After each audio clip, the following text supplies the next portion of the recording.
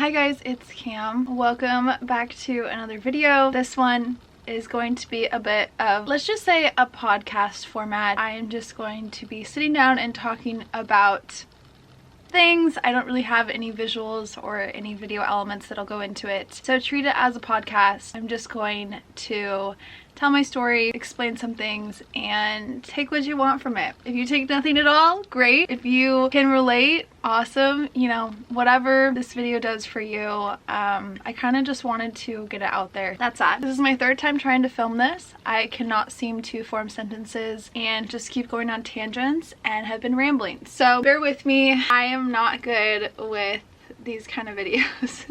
It's just so much easier to make fun little travel videos. If you don't know, my name is Cam. Did I say that already? I don't know. I'm 24 years old and I am I'm coming up on 2.5 years cancer-free from stage 4 Hodgkin's lymphoma. I fought it in the peak of COVID, which the topic of this video is probably heavily impacted by that, but it's something that I've been wanting to share. I captured my whole cancer journey here on YouTube, but this is something that I never really talked about when I was going through treatment. Heavily impacted me in a tough way, but now being on the other side of it, it's something that changed the way I view relationships in life, and I've kind of grown and learned a lot from it. I've talked about it with a therapist and talked about it with friends, especially my cancer friends, who a lot of them sadly can relate. That being said, these are all my own opinions, my own experiences. You know, everyone's medical trauma or cancer journey is different. There is no journey that is the same. These are all my own opinions. If anyone can take just a little grain of something that I say with them, then that means the world to me. If it can help someone that's going through it, help a friend or family member that is trying to understand it, then that's why I'm making this video. Even 2 years out now, I still get constant messages that come from all scopes of the cancer journey. I have people that are just newly diagnosed, going through it. I can relate with them, but I do get people like friends and family that are asking, you know, how to help them, what's the best thing to do, what's the best gift to get them. Questions kind of from the outside perspective, which is kind of an interesting thing because I kind of just give them my own opinion, and you know, if they take it, great. If they don't, great. Everyone's different. Goodness, here I am rambling again. Let's see if I can get through it this time. I'm just nervous. Haven't talked about my cancer stuff on here in a minute. You know, I've been going down a new path in life, becoming a flight attendant and starting that whole journey, but my cancer journey is something that will always sit with me. It impacts me. I think about it still almost every day, and it's never over. Even when you're cancer free, it's not like you just up and move on with your life. It's something that is just still there. This topic especially is something that shaped how my life is today and how my relationships are. So on that note, let's just get into it, and I'm gonna explain my own experience with it and things that I don't even want to say advice, but if you take something from it that helps, then great. When I went through my cancer treatment, it was in the peak of COVID, which meant my family couldn't be with me during chemo. My friends, you know, couldn't sit with me. My immune system was so wrecked that I pretty much couldn't be around people. So I relied very heavily on social platforms and texting and FaceTimes to keep in contact with everyone, which was very interesting. It was kind of nice because if I didn't want to talk to anyone, I could just put my phone away like I did when I first found out that I got diagnosed. I did not want to tell anyone, which was such an interesting thing, because it's not that I knew that my close friends, you know, wouldn't want to know that information. I just honestly did not want to be a burden to anyone, and I don't like delivering bad news. I mean, who likes doing that? Telling your friends that you're going through this crazy thing and you're gonna need support. It's just a really, you know, something that nothing can quite prepare you for. So I started out by telling a small group of friends. That was weird and strange because it was like I was keeping this secret, but I had to do it for my mental sanity and because I was not prepared for that huge wave of support. It's kind of like a tsunami. I'm so grateful that I had so many people reach out once I decided about a month later to share on social media what I was going through. But once I did, it was this huge tidal wave of support, and it was lovely. And you know, so many people reached out just wanting to support me and be there for me, and I am so grateful for that. But one weird thing about the journey is that there was a huge wave in the beginning, and then not a lot of people chose to ride it out until the end with me. Heard from them in the beginning, but then never heard from them again. That being said, I am so grateful. I won't have any words to be able to describe how grateful I am for the people that stuck around. If you did, you know who you are. The people that continue to check in and just text me like I was still Cam, like I was still a human. I'd be like, I want to hear about the boy drama. I want to hear about the random things because I was going through this crazy thing, but at the end of the day, I'm still me. I still need, you know, a little entertaining tea. So there were a lot of FaceTime calls and things. You know, my immediate family were physically with me through it all, so I'm just forever thankful for them. You know, I could go on and on about this, but the topic of this video is not about those people. I would never finish if I described all the things that they did for me. So this topic kept me up last night, and I wanted to create a list just so that I stay on track and don't go on crazy tangent. The title of this video, I just wanted it to be honest because it's something that I experience and it's kind of crazy, and people don't realize it, don't experience cancer in any sort of way or any sort of medical trauma. But the title of this video is When I Got Cancer, Why Did People Disappear? So again, very specific to my life, and it's something that for some reason it happened, but I know that some of my friends had the same thing. Me specifically, I had a great group of girlfriends, I had my family, but my dad was, I think, the only male figure in my life who continued to check in. I mean, he was living with me, so he's checking in all the time. He was the only person that stayed constant throughout my journey. None of my friends, anything, I did not hear from them. This is something that I have tried to talk about with my therapist, and I'm like, why did every male figure in my life seem to disappear off the face of the earth? And then when I got better, they kind of weaseled their way back in. It was just this weird thing that is something with their brain chemistry, like men cannot process medical traumas in that sense. I honestly don't know the answer for it, but it was something that I experienced that was very strange and interesting. They just kind of were gone, and afterwards a lot of them explained that they didn't know what to say. They were aware that they weren't present, but I am just here to explain to anyone watching that if you know someone going through cancer treatment, just text them. You don't even have to say anything of substance. You don't have to say, how are you? You can just say, hey, thinking of you. Hey, listen to the song. Hey, oh my god, I need to vent for a second. This just happened. And I promise you that that person will appreciate the text no matter what it says. So if you're feeling in a place of, I don't know what to say, just say something. Anything. Just don't disappear, because that person, I bet, is feeling lonely enough. When you're going through cancer treatment, you know, it is you and the chemo and the radiation, and it is you trying to fight through it yourself. You can have all the support in the world, all the love, all the people around you, but at the end of the day, it's you and whatever the treatment is, and you have to get through it. Let's go back to my list. Let's start with the cancer goer. The person going through treatment, this is for you. I've gone through treatment, I bet you can relate, or you're just sitting there like, yep. This is something that I'm explaining to younger Cam. I'm looking at her as if she's on the other side of this camera. You are not a burden. It's something that I think is why I explained earlier I didn't want to tell people. I did not want to be this burden of bad news, this crazy thing, you know, need of so much support. I just don't even know how to put this into words, because it's something that it's still a little bit hard to talk about. You know, the people that choose to stick around, who choose to reach out in the beginning, and then especially those who stick around throughout the whole thing into the end and afterwards, those are the people that you need to hold so close, because some people won't.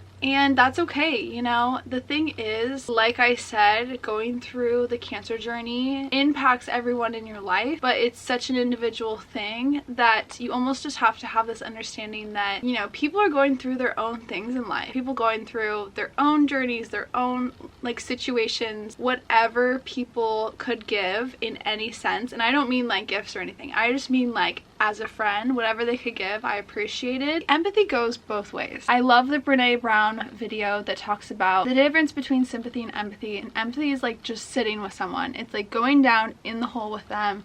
I'm gonna link that video below because it's so good. Just going down in their hole with them and sitting with them. You don't need to give them anything. You don't need to say anything, but just be present. That is something that I think goes both ways, because, you know, my friends were going through their own things. They were all in their senior year of college. I tried my best. I was not perfect at it, to remember that there are also things going on. At the end of the day, hard is hard. If someone doesn't have any capacity to give anything, then that's okay. Up and leaving their life is a whole nother situation. If they just leave, then that's a whole different thing. But if they say, hey, I'm going through stuff, I don't have much to give right now, then that's okay. Sometimes I was not in the correct headspace to receive that information, and I thought that the world was literally collapsing on me through the depression and anxiety and everything, that I was not in a good headspace to recognize that. But I'm saying now, in the aftermath, that it is important to recognize that hard is hard. People around you are going through things as you are going through the cancer treatment yourself. So it's just important to have perspective. I think that's what I'm trying to say in a roundabout way. Have perspective, have empathy, and just be present with the people in your life. At the end of the day, check in on your people and make sure that they're doing okay, no matter where you're at in life, what you're going through. Relationships are a two-way road, and I think that is what I'm trying to say.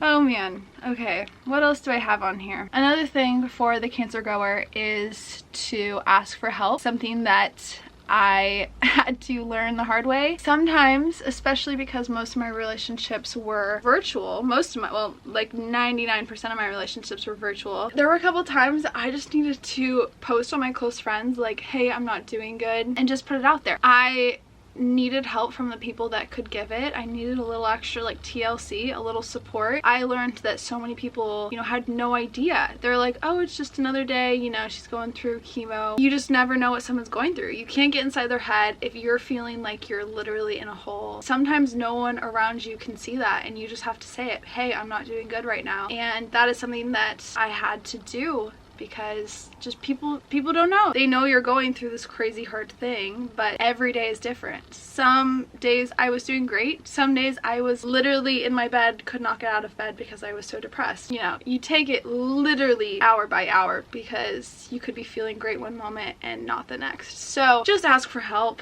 The people that have the capacity to give and be there for you, they will be there. Just ask for it. Just put it out there if you're not doing good. Also, it feels good to just vent for a sec, to let it out, to just say, I'm not doing good. I think that's a very brave thing to do, because everyone's like, oh, you're so strong, but some days we're just not. We're not strong, and we're not feeling it, and we need a little extra help. All right, one last thing that I wanted to talk about for the cancer goer is there will be some people that are just not adding to your life in a positive way when you're going through treatment. It's okay for you to just, for lack of better words, I don't really know how to explain this, but just cut them out. It doesn't mean that it's a forever thing. You are going through this thing, and it is hard, and you have to surround yourself with people that are gonna lift you up, and just be a good friend to you. If there are people that are not doing that, and it's okay to just walk away from that relationship. It was one of the healthiest things that I could have done for my mental health in some relationships. It also gave me the time and space to just focus on the ones that were adding to my life in a positive way. That's all I'm gonna say about that one. You just gotta do what's best for yourself. At the end of the day, you have to be a good friend yourself. Also, if it's not healthy, then yeah. The next segment in this is for the friend, for the family member. I have been on the other side of it. One of my friends went through cancer treatment when I was in high school. The one thing that I did was just showed up. We would go visit the hospital like every single week. I was so grateful that I was just able to be there and sit there with them, and I hope that that was a positive thing in their week. I think that it was, but I have been on the other side of it. I am just speaking from the person going through it. What were the best things that the people supporting me did? My biggest thing, like I could make this pretty short, is just use your empathy, again, in the Brene Brown way, and just sit with them. Be present in whatever way you can, if that's virtually, if that's through text, whatever way, whatever your love language is, just do it. That person is going through something crazy, and they just need you there. They don't need anything physically. I mean, maybe they do, maybe they need a comfy blanket to sit in chemo with. Those things are great, but at the end of the day, they just need someone to sit with them and be there in that like dark place. So have some empathy and be present. Those are two of the biggest things whenever someone reaches out and says, hey, my family member, my friend is going through it, like what can I do to be there for them? I always just say check in on them as much as you can, and that's not asking how they are. That's just saying, hey, what's up? Not asking how they're feeling because they're probably not feeling great. Chemo is literally a poison that makes you feel sicker when it's actually making you better. So just text them whatever comes to mind. Even if you just say, hey, thinking of you. I promise that that will mean the world. If they're in the headspace to respond, then they will. You know, it's just put it out there, because I promise you that that person will appreciate it more than you know. It's just being present and being with them through it. That's always what I tell people. I said ask them if they need anything instead of asking them how they are. I loved when my friends would just be like, hey, do you need anything? And I'd be like, give me a new show rec. I need something to watch when I'm sitting through chemo. Having an open line of communication is just so important, and opening that door and just saying, hey, I'm here for you, will speak volumes. I don't know why people leave. I understand it in the sense that it's a super traumatic thing and you are not in the headspace to go through it with them, and that's okay. I don't know why some people chose to walk out of my life and not be present when I was going through it, and I don't know if I'll ever know. I just wanted to talk about it today because it's something that has impacted how my relationships look today, made me ever more grateful for the strong relationships that I still have. Those people that went through it with me are my ride or dies forever. I hope that they know that I appreciate that so much, and even if I was like losing my mind or in like a crazy bad mental space, I hope that they understand that. I literally was fighting so hard to stay alive and to just keep going that I literally had nothing to give. In the aftermath now, I just try to be a good friend whenever possible, and that does not mean that I'm a perfect friend. I just am trying my best because those people gave so much to me, and I would do the same back to them in a heartbeat. It's something that now, post it all, you know, I think about a lot. It was this crazy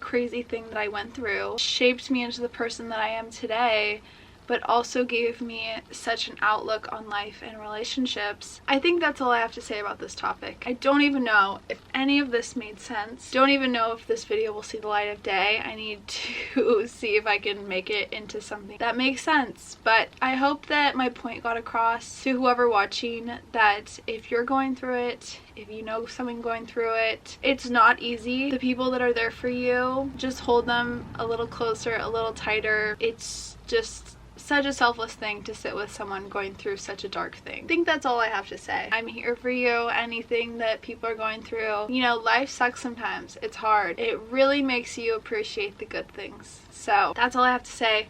Welcome to my TED Talk. I'll see you later. Bye.